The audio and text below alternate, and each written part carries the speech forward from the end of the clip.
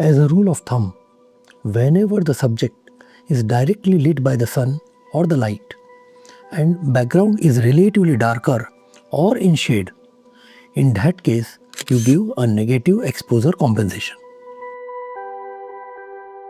But whenever the background is brighter as compared to the subject, in that case you give a positive compensation.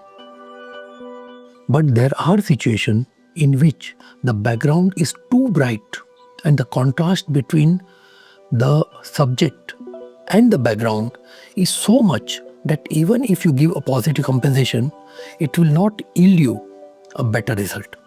In those cases, even after giving a positive compensation, if you are not getting a better picture, to give a negative compensation and get a silhouetted effect like this.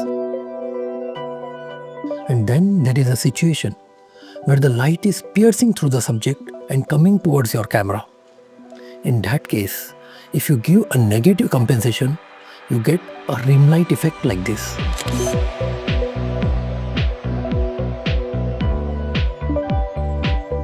But if you want a washout effect, then give a positive compensation.